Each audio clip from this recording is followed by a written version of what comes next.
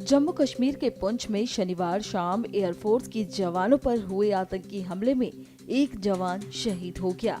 हमले में 5 जवान घायल हुए थे, जिन्हें एयरलिफ्ट कर उधमपुर के अस्पताल ले जाया गया। इलाज के दौरान एक जवान की मौत हो गई। एक अन्य जवान की हालत गंभीर बनी हुई है। ये हमला पुंछ के शाहिस्तार इलाके में हुआ। आतंकियों ने सुरक्षा बलों के 2 वाहनों पर भारी फायरिंग की। इसमें से एक वाहन एयरफोर्स का था। दोनों गाड़ियां सनाई टॉप जा रही थीं। आतंकियों की गोलियां वाहन के सामने और साइड वाले शीशों को आर पार कर गई। इस इलाके की अब घेराबंदी कर ली गई है। इस हमले के बाद चप्पे चप्पे की निगरानी की जा रही है।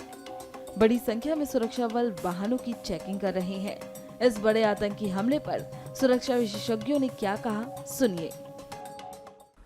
इस काम को अंजाम देने का मतलब क्या है? वो इसलिए अंजाम दे रहे हैं कि वो देखते हैं कि ये जो सिचुएशन है कश्मीर में, वो उनके बड़े उनके लिए अनुकूल है, उनके लिए बिल्कुल बनी बनाई सिचुएशन है। क्योंकि हमारी बहुत सारी सिक्योरिटी एजेंसीज हैं, उनके अंदर कमांड का जो कोऑर्डिनेशन है वो नहीं है। अभी देखिए, कॉन्वॉय जा रहा था, अब अटैक हुआ। अटैक एयरफोर्स का कॉन्वॉय जा रहा है, बॉर्डर के पास में है। इसका मतलब है कहीं ना कहीं आपकी इंटेलिजेंस फेलियर है। वो घात लगाए बैठे थे, और घात लगाए बैठने वाला जो है वो पहले आया होगा। ऐसे तो नहीं है कि सडनली उनको पता चला और पैराशूट से कूद गए, और ये नहीं है। और उनके सपोर्टिंग सेल्स हैं, उनके स्लीपर सेल्स हैं, ये सारे के सारे वहां हैं।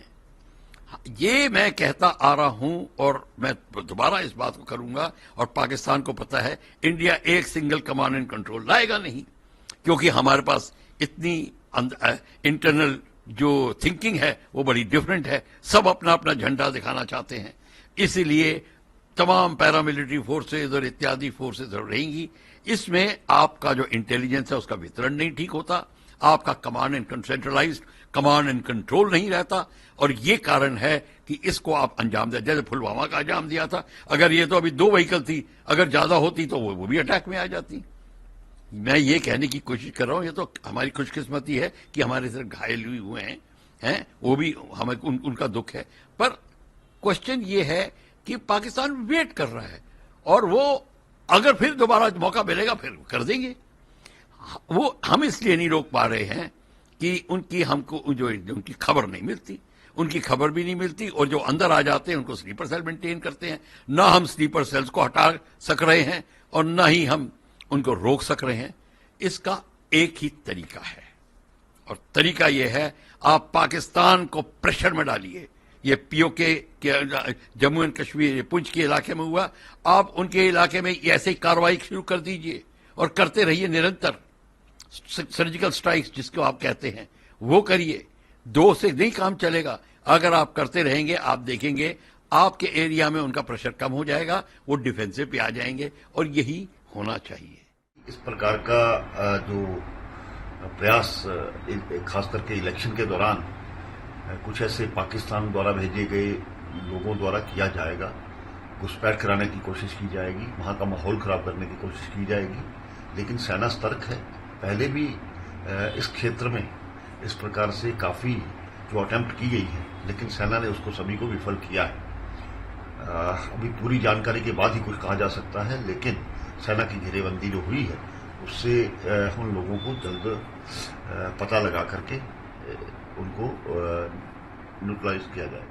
जैसे ही लोकसभा के इलेक्शन या और कोई इलेक्शन आते हैं तो टेररिस्ट एक्टिविटी जो है वो तेज हो जाती है, क्योंकि पाकिस्तान नहीं चाहता कि यहां पे किसी तरीके की इलेक्शन हो और लोगों को ये लगे कि नॉर्मलसी आ गई है।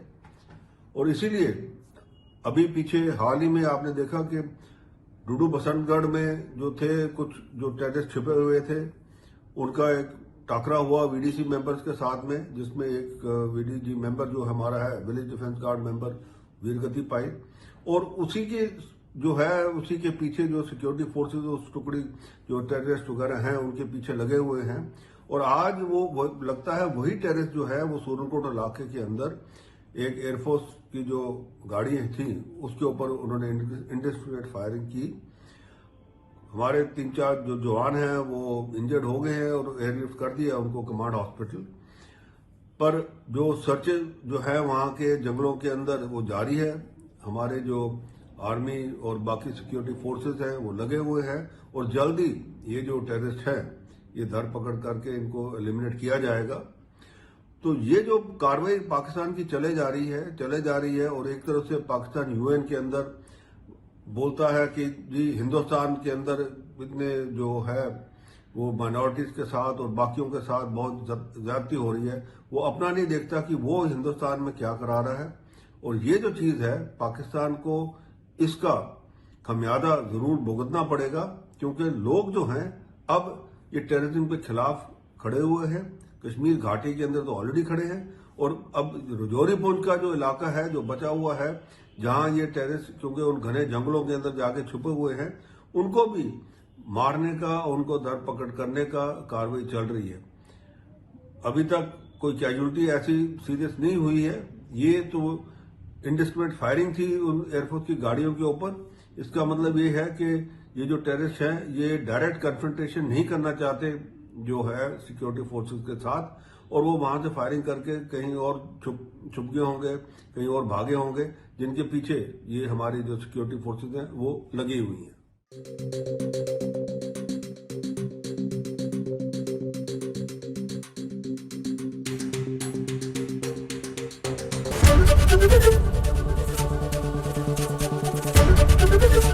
एबीपी गंगा, खबर आपकी, जुबान आपकी।